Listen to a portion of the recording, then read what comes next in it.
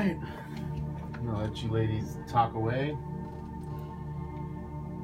And Yuri, I'm gonna bring you in just a bit. Welcome to Speak Sex. I am Eurydice. I'm your host. I am Greek from the island of Lesbos. I'm a writer and artist on the theme of female sexuality, and I started this podcast for the very literal cause of encouraging everyone to speak sex to each other without guilt, without self-consciousness, without ridiculous codes, without miming, and fluently.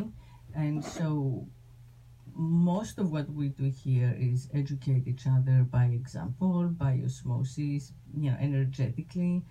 We tell our stories on the air, and we want everyone to listen in order to find their own voice and to realize how we need to unlearn a lot of the lessons of our childhood and early adolescence in order to gain our power. And I believe as a woman that the way to do that is for us women to get back the power of speaking about sex and asking for what we want and naming our desires so that we're no longer the object of the fucking patriarchy. And we've just gained the right to give verbal consent to sex for the first time in written history, so we should just ride that puppy all the way. Because it's the one thing that the dominant culture has not regulated. Language, logos, is totally determined by patriarchy, as are all our customs and laws and, gods,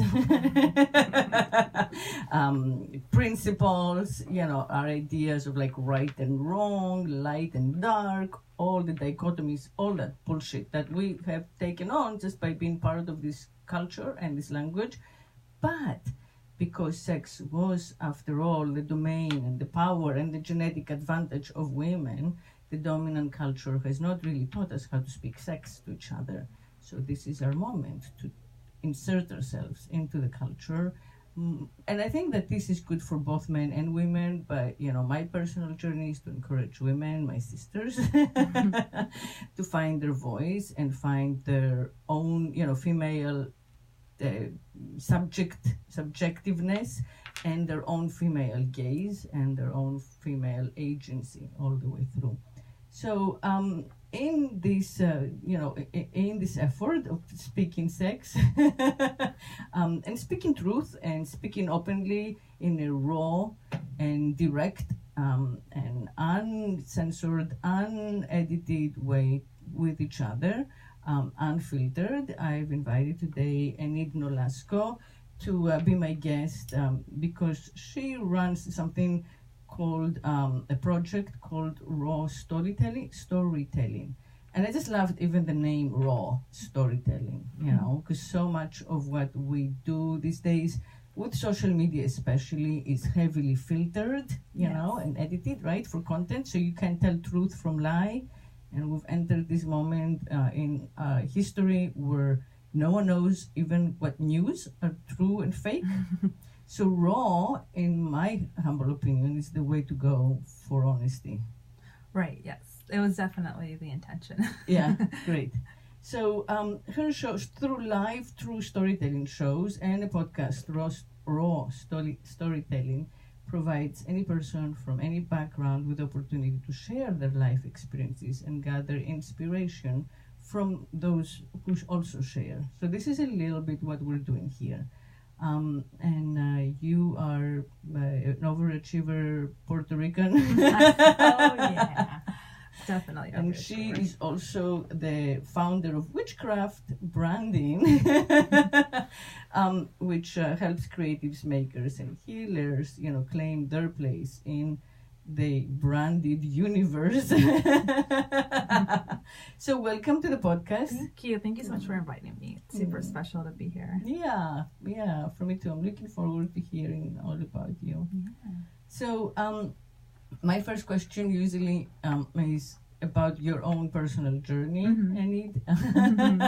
It's where you came from and how you've got to where you are right now. And the heroine's journey, and potentially like the transformations or the revelatory moments, like the soul on the way to Damascus moments, where you realized, Yeah. I've believed in the false gods. Yeah, it's funny. So I was born in Costa Rica, and people usually like, really? I lived there for only 3 years, and that's because I was born into a very unconventional family. It was my mom, my grandparents, my uncle, and my aunt, and that was my to the point where I called my grandfather my dad. Like that was our nucleus. And my grandfather, he worked for the American Embassy, and he used to move every 3 years to a different country in Latin America. So I grew up all over the place, and that really was a huge factor in who I am. Yeah, it's a great cultural education. I'm a mix of a lot of different things. That's wonderful. Yeah. Yeah. And at one point my mom was like, I'm done with this, and she actually moved to the United States and stayed there for like all of my like elementary years. So that's why I have an American accent, and I'm also very much American. I'm kind of like a mixture of all these different cultures. I'm American, I'm also Puerto Rican, I'm also Latino from other countries. From all over Latin America. Yeah, I'm a mix. And where did your mom move? Where were you raised? It was DC and Houston. Most of it was Houston, Texas.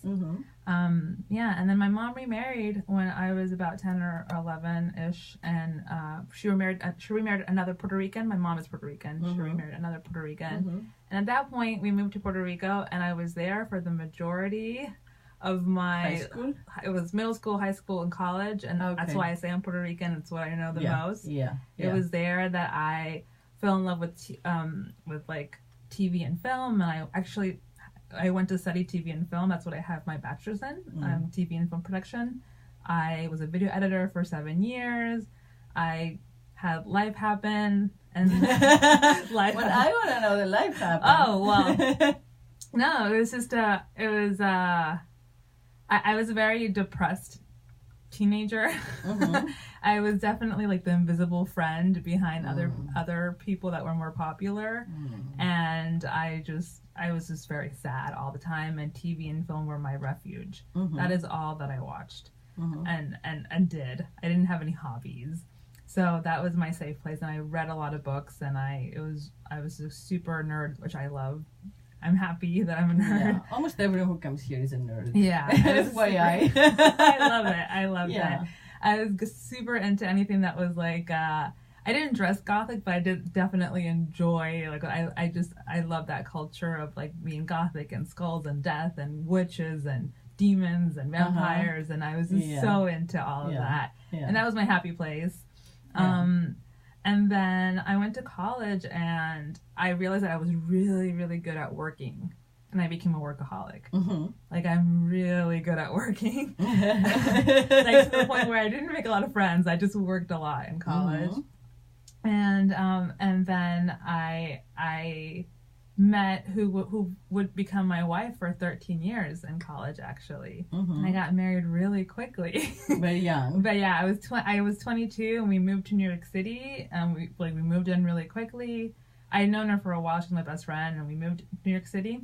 And then my eyes started to open to all the possibilities of everything, and every aspect that you can examine. Right, and other types of sexual experience. Right, and exchange. Yeah. Right, and sexual experience, and every, honestly, and it was like personal development. It was mental. It was just in every single aspect of life. My eyes opened when I moved to New York City. Right. And then from there, from there, I ended up in Miami somehow. Well, we all do. From New York, we come here and we stay here. I totally stayed. I know. Yeah, I live now in Fort Lauderdale, but we stayed in Miami. And along the way, I found branding. I had never heard of it before. I got obsessed with branding. When I got a master's in fine arts in branding, I opened my own business. I worked for like award-winning branding projects. And what happened to the wife? Well, I'll get in there. Okay, so she moved down here with you. Oh, yeah. Okay, gotcha. Yeah, and then we So branding, I was still super depressed. I was I was married. I had all this awesome career. I was still super depressed until one day, somebody invited me to talk at Creative Mornings. It's like a breakfast lecture series, an international one. I spoke there, and at the end of the speech, somebody asked, "So what's next?" And I hadn't asked myself that question ever. And I blurted out, "I want to start a true storytelling show." I don't know why I said that. I have no idea. It just came out. And then that was May 12th, 2017. And that was the day that life changed. Because I started raw storytelling. Like, I met people that brought me to a group. Sorry, I know. Podcast blooper. She gesticulates a lot, so every so often she's going to punch the mic. I went to this group called Accent Club, and they helped me grow raw storytelling into what it is. I met a ton of friends there. It changed who I was. And I found the person that I am now. And because of that, I don't have a wife anymore. I do love her. She's amazing. She's my best friend on my entire life. But we're just different people right now. And got divorced 6 months ago. Wowzy. It's very recent. Very fresh. And raw storytelling keeps growing. And I've met so many different souls through this thing called raw story. It has changed my life. Of course. Yeah. Raw found me. As it does. As this thing does, when you kind of put yourself out there and invite everyone in to join, especially if you do it like without, profiteering in mind. You just do it from a place of inclusion, and interest in like fellow humans. It just grows and takes over. It's crazy. Yeah, because we're all looking for authenticity. So much of what we do is like packaged and suspicious. So tell us a little more about Raw. Right. So Raw storytelling, it's like you mentioned, it's a monthly event that happens right now in Fort Lauderdale, Florida. So anybody can come, or do you figure? Do you have like? Do they have to apply? Do they have to volunteer? Okay. You choose. There is some sort of editorial license. Right. So, in order to speak at the show or to share your story at the show, you need to submit your story through the website. Okay. And I will say that we book up, like, it's first come, first serve, and each month has a theme. Oh, okay. And at this point, like, we book up way in advance. Like, I book, like, it's like you have to apply and you'll speak in like 2 or 3 months. 2 or 3 months, yeah. Right. And before you... And how long? I'm sorry to interrupt. How long is you have up to 15 minutes. 15 minutes. Yeah. And how many people do you get? 5 to 6 per show. Okay. And before the show, you get a storytelling workshop call with me. So we'll have a call and you tell me your story, and I'll help you make it even present better. It better. And So the stories are definitely curated in the sense that the storyteller has worked on it a little bit. But I will say that sometimes people either get cold feet, or something happens in their life and they can't make the show. So when that happens, I do open it up to volunteers from the crowd. And the best stories have come from those volunteers that just off the cuff. Yeah. And then we have this thing called Too Raw to Share, which people in the crowd can write a raw story on a little piece of paper. And also those are great. So it's a combination of people who have really worked their story with maybe more raw ones. Right. Although they're all raw, but some are just not as thought through. Yeah. But it's the combination that really makes it special. Right. Yeah. I have felt that, both for myself and as I've witnessed, other people, that when I've spoken completely off the cuff, driven by raw emotion, when you like start shaking and you get red, and you feel all like the electrical synapses going, like you are electrified, right? And you can't keep your mouth shut, so you bolt up and say your piece. That's when so much truth comes out, and you don't even know, half the time you don't even know that that's part of your narrative. Yeah. Because when you are aware that, people will hear, and then you get to rewrite it, you make it a little more like everybody else's shit, There's benefits to both. There's that side where when it's off the cuff, the emotions are flying. Yeah. The other side of working through it for a little bit is that sometimes you don't realize the connections in your life that that brought the story together. So when I work with somebody, I'm usually like, tell me where the story is coming from, and it almost always goes back to childhood or something in the past. So you add like psychology. Oh yeah, I don't have a degree in it, but I feel like I could. You get in one. So usually they're like, oh, I didn't remember this, or I hadn't thought about this, and they start, and for them it's like a cathartic process. Yeah. Where like they feel like they got something off of their chest that they had been holding on to for decades sometimes. Yeah. Oh no, it's really is. Yeah. And it all starts in childhood. I mean, let's be honest. I think I would say almost all my stories begin with childhood. Yeah, really because that's when we like make sense of the world. That's where we come up with our definitions, and there's so, I mean, there's like this little kid who is innocent and knows nothing, but has to make sense of the world and like protect herself and absolutely right. So then you go back, and when you access that stuff, most of us repress it, but forget it, whatever. But when you actually access that and then connect it to your truth now and who you've become now, right? And it helps you understand why you see things the way you do and why you have responses that you have, and it also helps you kind of move on, turn it around once you make the connections. Right. Like once you make the connections, right. Once you make the connections, you can fix things a little bit. Yeah. Right. Yeah. You can understand so why what's the spider web happen. I call it the spider web of like, because you go through life and it's like you got to go grocery shopping, you have work, you have a family, whatever, and you're not thinking you're like in the picture. Right. You're a robot of duty. Yeah. So when you take time to work on the story for Raw, what I've seen is that people take the time to make the connections of the different parts in their life.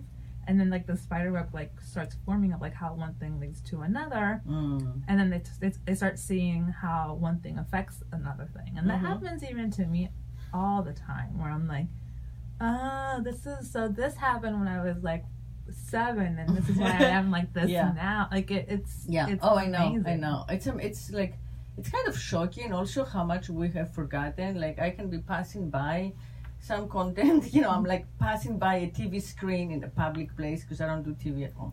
and this just happened like 2 days ago. And someone was playing like a TV procedural show or something. And they were saying, children. And I think it was like about a kid being abducted and raped. So luckily I was not abducted or raped as a child. Okay. I wouldn't know that.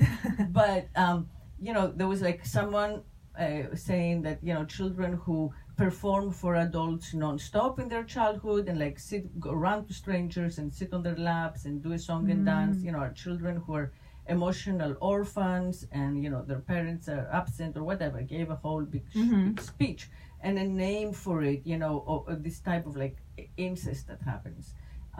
That's more like emotional incest rather than physical incest. But I mean, I spent my childhood doing that. And I never thought, I never gave it a name or a pathology or wondered. I thought, I must have been like a hammerhead in childhood, because but now, like, I'm going by the TV, and I went on about my business, so I didn't see the rest of the show. I was a passerby, but it stayed with me, because I, like you said, it just, like, clicks that, it brought back a memory of childhood that I've never investigated. Right. It's something that indicates something else. That's not like what everybody does. So what was that like 4-year-old, needing that she went to strangers and like recited the Iliad or, sang whatever black and white movie songs from the Greek movies. You really are Greek. I know. Like, why was I doing that? It's not normal, but so yeah, it's interesting that we go through life and these little connections like jolts of meaning come up. Oh, absolutely. That happened with, so many things, but like recently, so I didn't grow up with my biological dad. Yeah. And I never gave a shit. I was like, I didn't need him. I had a great family. You're right. You had a full family. I didn't really. Thank God. I didn't really care. So I knew he wasn't there, but I didn't care. Good. And then recently I realized that because of that, I took on the role of being like the matriarch of the family because I was like, well, if there's no dad, I gotta take over and be. I mean, I guess it would be the patriarch, but I but you're a girl. I took on, yeah. So I took that. I didn't make that connection until now that I'm 35. Wow. And just things like that, or also that I, even with my own like sexuality, it was like people assumed I was a lesbian. They always assumed that just because I didn't have any interest in men when I was boys when I was a little kid. But I don't think it had anything to do with that. It had to do with like, why would I be interested in somebody who wasn't going to be there? It wasn't. It didn't have anything to do with sexuality. It had to do with psychology. Right. But those are things that I realized. And role modeling from your earliest years. Right. Right. Yeah. Because like the man who was around, your grandfather, was not like the potent male because he was an elder. So, you know, you kind of like filled that job without realizing it, you know, as a kid, as you grew up. Yeah. Yeah. Yeah, he was definitely the man of the house, but I was not preferred, like I was the first granddaughter. I was like his little, like, he always had a different, with me, he wasn't like a dad. It was more just like the total grandfather role. So, yeah, I definitely filled that role myself. Yeah. No, I agree with you. And I think that, you know, as we learn our identities and change our identities, which, by the way, I think is a very interesting and important topic right now, because people believe that, oh, you know, I have my sexual identity or gender identity or whatever other, you know, emotional identity.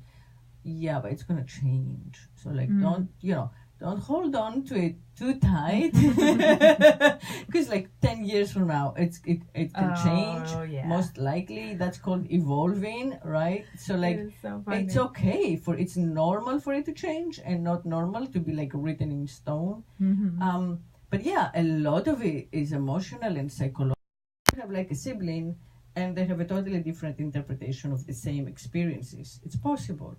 So, you know, like forgiving yourself and allowing yourself space to like interpret and reinterpret and name and rename and label and relabel and just, you know, go with the flow and be open. Funny. Yeah. It's important. That's so funny. I've honestly been going through a flow since I can remember. Like it literally, like I change like my label every couple of years. That's great. Yeah, I think it's super healthy. Yeah, well, I didn't realize it was healthy until recently. Like, because at the time I was just like, I don't know what I am, and then now I'm like, I don't really care. Yeah, I just am. Yeah. No, but it's so funny. I always, the funniest for me is that I would say for 13 years, I was married 13 years, I would say I'm a straight person who happened to fall in love with their best friend who happened to be a girl. And okay, that's complicated, right? that was my line. I was like, for 13 years, I don't even get that. Okay, I was a straight person who happened to fall in love with their best friend. Okay, and their best friend happened to be a woman. Right. Okay. So I'm still straight. So you were heterosexual when you mean straight? What do you mean by yes, straight? Okay. Heterosexual. Yes. Okay. Yeah. So you have been a heteronormative married lesbian. But only because you. I would have never said lesbian. Okay, yeah, gotcha. I would have never. I would only use lesbian if it was like convenient to me to create rapport with somebody. It would be like, oh yeah, like I'm in the club, right? Okay. So like if you work with lesbians, you find a connection somehow. Right. That was it. Not to yourself. Yeah, but if like on the street some random person would have asked me, I'm like, no, I'm totally straight. I just happened to be married to a woman. Right? I lived 13 years of that. It was kind of, and I wouldn't say it was denial. I really believed it. Right. It was, yeah. But okay, so if I may ask, like, you've been with guys? With one before. Before I married my wife, my ex-wife. So but in my mind, yeah.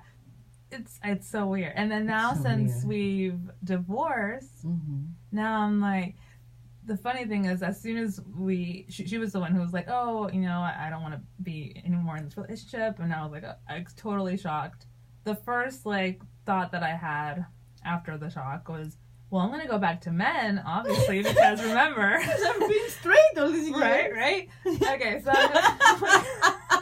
this sounds so stupid. No, I love it. Okay, I'm gonna go back to men, right? That was my first thought. So let's say for the first 2 days. yeah, like a week or 2 weeks or whatever. 3. You know what? I'm still in shock, and this is happening. Right. I'm gonna go back to men, and then as it starts to wear off, and I start to calm down, and reality sets in that we're not together, and the sadness is starting to be normal. I'm like, I remember to say I went to like this event, just in Fort Lauderdale, and like a networking event, and there was this really nice looking, I'm gonna say woman, I don't know how she identifies, but female looking person, a little like tomboyish, not super feminine, Not lipstick, and I was like, oh, she's hot. And I remember thinking, wait, I thought I was straight. And then you're like, well, maybe she identifies as a boy, and I can still be straight. And I was like, this is so confusing. Yeah. And then I was like, okay, so maybe I'm lesbian, because I have been with a woman for 13 years. And then I'm like, oh, but that guy's also really hot. And then I'm like, maybe I'm not as straight as I thought I was. Oh my god. My god. So like, okay, so like 15 years later, you figured out you may be bi. Oh yeah. Now I'm totally bi. Congratulations.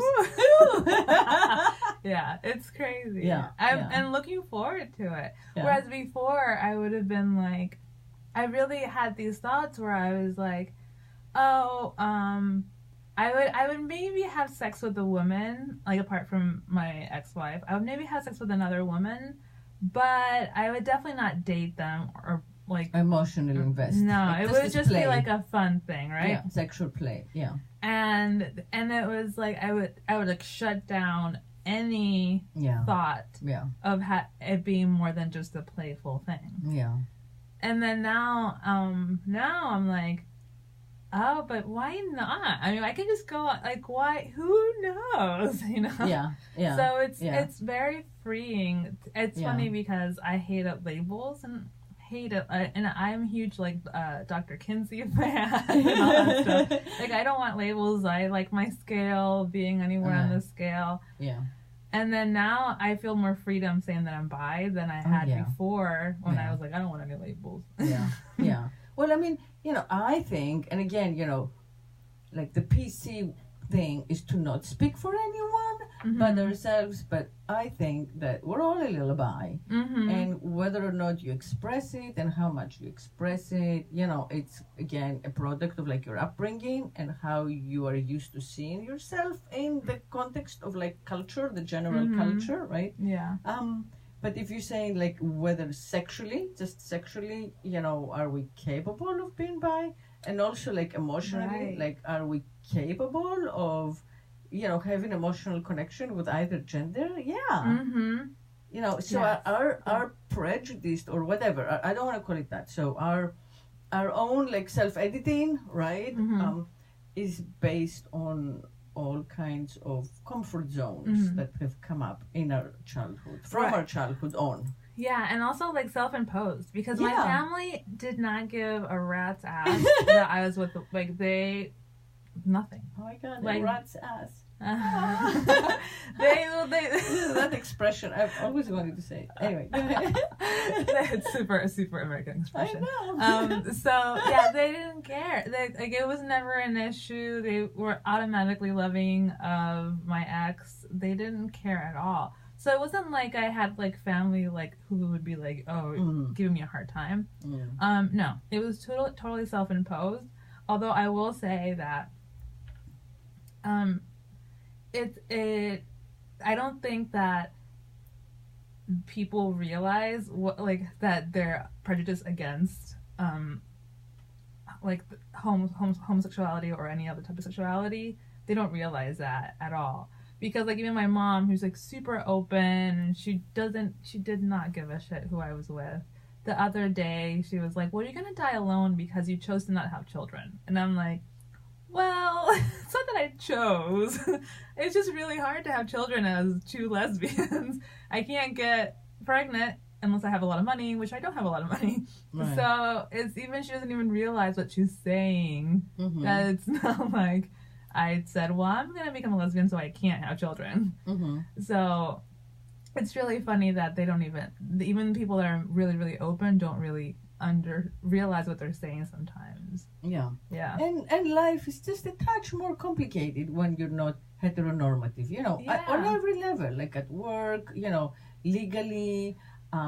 It's the rights that queer people have are so recent and could be taken away again, especially with the current Totally. administration. Yeah. So I see how people who don't want like anxiety, stress, and complications, don't want to complicate their life, may find it easier to just go with a hetero because it's the norm. It's the statistical Right. norm. Yeah. It doesn't necessarily mean anything more than statistics, but it's convenient. Mm-hmm. Yeah. Yeah. It really And is. Yeah. so unless like you've had an early, like where you had an early exposure to queer life, for whatever reason, you fall in love with your best friend. That's all it takes, but you both had like the courage Mm-hmm. to go with that, and what's the word, consummate that feeling, of friendship, which everybody has. Like we all kind of like have a crush on our best friend, especially before we're sexual, when we're, in like middle school, we're more with our same gender friends. Right.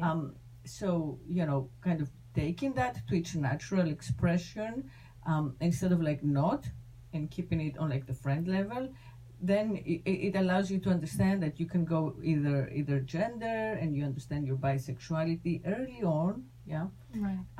But I really think that the people who have not done that stay hetero because it's so convenient. Like you don't have to explain anything to anyone. You don't have to come out to anyone. You don't have to apply for any special whatever forms. I know. Yeah. It's stuff as simple, and it's gonna sound so stupid, as simple as like who gets to drive. Mm-hmm. Because we're so used to, well, the man always drives or opens the door, and then when I first got together with her, it was like, wow. And I was also her first lesbian relationship. And we're like, okay, so we had to figure out a whole new set of Right. Who does like, what? Yeah. Yeah. And then which would piss us off when somebody would ask who's the man in the relationship Eek. later on, because we were like, no, we had to figure this out. And we were together, this is early 2000s, so this is before it was so common not common, but like so open as it is now. Right. We had to figure it out, a lot of it on our own. Mm-hmm. And when somebody asks us that, we're like, no. You're putting down all the work that we put in to figure out like what our relationship was, as two women, not as a man and a woman. Exactly. Yeah.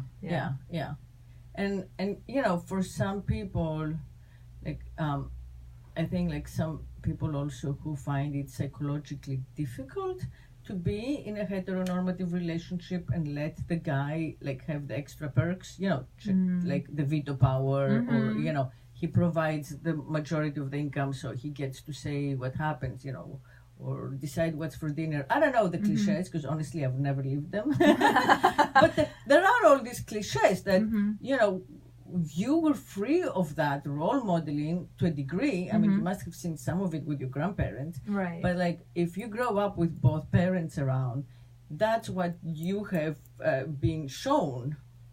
That's what you're supposed to repeat if you live unconsciously, right? So when you want to live from a conscious level, your first instinct is either to like repeat that or do the opposite and just like not do it at all, because that's what comes most easily with the least amount of work on yourself. Right. Yeah, because humans are lazy. We are lazy. In terms of like, we don't have time. Yeah, well, yeah, in terms of like when you learn something, you kind of just don't want to relearn it. You're like, I just want to continue doing that because it's comfortable. Right. Yeah. But no, like, I mean, as a mom, I never copied, modeled either one of my parents, but that was a conscious decision. I came out of very strong patriarchy, and I ran away from home when I was 15, and I came to LA, well, actually West Hollywood, where the movies are. Oh, wow. From the island of Crete, at the age of 15, Wow. because I lived in a family where like nothing was permitted, that I wanted to do. And it was all my dad, it was like his name. I shamed the name, or whatever, and I was a good kid, so I didn't really do anything that we would think now is not, appropriate. Like I wanted to join theater group or write plays, like, organize sit-ins and protests, whatever. But my point is, because I entered a new culture that was so different from mine, and I spoke a foreign language that was my third language or fourth language that I had learned, right? So the fact that everything was so foreign, the way everything was done, especially like in LA, which is not Middle America, No. and then New York. Like from there, I moved to the West Village and lived, at St. Mark's Place, You so were in I was right in the middle of the, anti-culture, Yeah. right? So I didn't have to actually perform in any normative role. And my work was always in art and sex and, writing about sex and about, so, my art practice and my writing practice kept me outside the norm. And then I became a mom. And then without even realizing it, I started acting like my mother. Because that's all I knew. Yeah. You You didn't know? have time to. No, how are you gonna, you don't even know. Like, I mean, unless you've studied it, it's just like you and a baby, and all, like your body, like your hands, repeat what you remember. Right. Yeah. Oh, yeah. It's like there is no other way. So, there are specific roles, like when you get married, to a man, where without even knowing it, you're just repeating what your parents did in the most minute ways, and that's where it gets you. It might not be like the grand gesture, But like all of a sudden you notice like the kitchen, the bathroom, like who how, where you sleep, like the making of the bed or the serving of the dinner. I hate that word. The serving. Yeah, Oh, I know. Oh God. I haven't lived in the same place that my family has for 13 plus years, and I honestly, I don't really see them that much. And when I do see them, I'm like, oh, this is where I got that from. Yeah. Yeah. And it's just a lot, or it's also a lot of realizing why you are the way you are. And it is like you say, of like, sometimes you're trying to be not like them, and it takes you on the other extreme. My grandmother always says like the extremes are bad. Yeah. And I think that's true, because it's like it's really she's is right. like it's really like I don't want to be like maybe my mom or whatever, somebody else in my family, but then I go on the completely other end of it, and then create these rules in my mind that only they don't exist in the real world. They're absolutely in my head for no reason. Yeah. No, I mean, there is a legitimate reason. The reason is they're supposed to keep you from becoming your mother. Oh, yeah. True.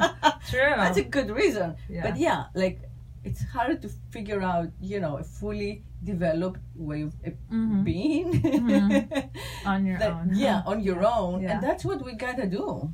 Otherwise, we perpetuate the patriarchy. We perpetuate whatever you want to call it, this system. You can give it your favorite name. I call it that, but people can call it. Patriarchy. Yeah, but you can call it whatever is like what your source of repression. But if you don't like try to consciously change things and do what's difficult, and you keep doing what you were taught, you perpetuate the system. Yeah, and that's something that I think differentiates me from the people that I grew up with, even friends and family. Whereas like when I moved, especially to like New York, but actually also a lot of Miami. When I moved here, just a lot of being conscious of these things that are going around in your head and in society, and it made a whole lot of difference. Just being aware. Just being not ignorant about it made a whole lot of difference about everything, about life, and also sexuality, and every other aspect of like the human experience. Finding like conscious space and holding it makes a huge difference. And Miami is conservative. I mean, probably not as much as other parts in America that I haven't been to. But like the immigrant cultures that make Miami, they're conservative. Like the, the subcultures, all of them are like really ancient. Whether it's the Hasids or the Haitian community or the Caribbean island, community, which Puerto Rico would be a minor part. Mostly Cuban. But they all come from like male dominated, ancient, well, not ancient enough to be female dominated, but old cultures. So we like there's like the younger, more rebellious artistic community in Miami, and it's thriving. It's been growing a lot, because of whatever, Art Basel and all kinds of other confluences. A lot of like the snowbird culture has helped, right? Because people have come from, urban centers like New York. But we are definitely coexisting and outnumbered by, these immigrant cultures. Even more recent immigrants like the Russians, all over Sunny Islands, very male dominated. And they've just come like in the past 10 years, or Chinese immigrants, so male dominated. So it's interesting, we gotta kind of like penetrate them. I hadn't thought about that, but we're like cultural spies. Well, that's kind of, for me, the one comment that I keep receiving from my like raw storytelling shows is the melting pot of people that go. I literally have all ages, all genders, all races like come in, all types of people come in, and it's always different. It's always like 50% are repeats, 50% are new, because maybe they don't come every single month. And it's just a huge melting pot of people, and I love that. In the beginning, people were like, "Oh, but you're not seeing the same type of people, so how are you going to attract them?" I'm like, I don't care. I just wanted to create a space where people can come and hear other people's stories, and that's exactly what's happening. So I think we're slowly but surely infiltrating them and just bringing them one by one. Yes, one by one is how to do it. Yeah, that's great. Do you have the same space or you move? So we every second Thursday of the month we're in the same space in this Cafe Collective in Fort Lauderdale. We did have a series of shows that happened outside of that in the beginning of this year. The last one will be in May in West Palm Beach. But we had one at the World Erotic Art Museum, which was really fun. Nice. The goal, we're gonna go back to just doing the monthly ones at Cafe Collective for a little while, because we realized that I realized that I say we a lot. The royal we. Like the queen. I realized that dividing isn't necessarily like growth. It's actually like creating more of it isn't growth. It's just dividing the same people. So I'd rather like grow it and then figure out ways to reach more people, like through the podcast. That's I think my biggest goal right now is to hold back on having so many live shows and local shows and be able to have more content that I could put out podcast form so I can reach more people outside of Florida. Because these are stories that absolutely need to be heard everywhere. Well, all you have to do, is tape your live shows. Oh, I do, And then get permission, and that can be your podcast. The podcast is out there. Okay. It already started. We're actually, I think this month was our 7th episode. So if you search for Raw Storytelling and where podcasts are found, it's there. It's just a once a month thing right now, and I want to do. Yeah, it's too bad you don't have a backlog of whatever you had done before. I do. Oh, yeah. So you had taped everything. I from the beginning I knew that that whole purpose was to make a podcast. Yeah. So right now, what's out and on the air right now for the podcast is the stuff that the shows that happened in 2017. Mm-hmm. So we have a bunch. Okay, so But you I have just- plenty of material. I have plenty, but I want to do more because people want to send their stories that don't live in Florida, for example, or people who maybe can't go to a show want to send their stories. So I want to keep growing the podcast to where it's not only the live show stories, it's anybody can send a story from anywhere. Right. So you can do the same thing that you're doing, with your like mini edits and everything, but Right. then interview them on the phone. Totally, yeah. And they can like read it out for the 10-15 minutes on the phone, and that's your episode. Right, yeah. Yeah. So that's... So, you could you just need time to edit everything. Yeah, And I know. Yeah. I think you could have like hundreds of episodes. Right, Yeah. and that's the thing with having... It's all... I say, I learn from every single show. We're now going... I think it's going to be like 21st show, whatever, 20-something show. I learned from every single one something. What I learned from doing 2 shows a month is that it's not necessarily it's not fulfilling the bigger purpose, which is to get more stories out there. So now I'm gonna keep it up to 1 a month in Fort Lauderdale. And we might do some special ones out there, but it'll still be 1 a month. And then I'm really gonna focus on growing that podcast so that I can get more people's stories on there. Yeah. So, and is this a labor of love, or is it actually something that you get paid to do? It started out as a labor of absolutely labor. Yeah. It was my 3rd job. I had a full-time job. I had a witchcraft-branding, and this was my 3rd. Which is why the wife left me. You can see the pattern there. Yeah. So the workaholic. I'm totally a workaholic. Yeah. It was labor of love, but now I'm turning it into a business because now I don't have that full-time job. Oh, okay. Good. So now my purpose is to be able to create a Grow profit it. out of this so I can live off of it a little bit and then be able to grow it more. Yeah. Sweet. Yeah. Yeah. I think that's great. And anything that involves like witchcraft and raw storytelling, Those we are are the magic major words. supporters. Yeah, major supporters of. So please continue to that's it. I think that that's especially as women, it's great for us to do something like this instead of like work for a corporation or whatever people do. And again, there is zero judgment. It's super important, first of all, to make your own money. Yeah. So, to me, for all the women out there, most important thing is make your own money and don't depend on the guy's money. Because then you don't have to make all the endless compromises that we have been raised to make. Yeah. But secondly, once you actually have like a resume and you are able to make money, there is nothing better than like starting your own brand and starting your own business that speaks to your truth and your interest. Because once you start it, it will find its voice.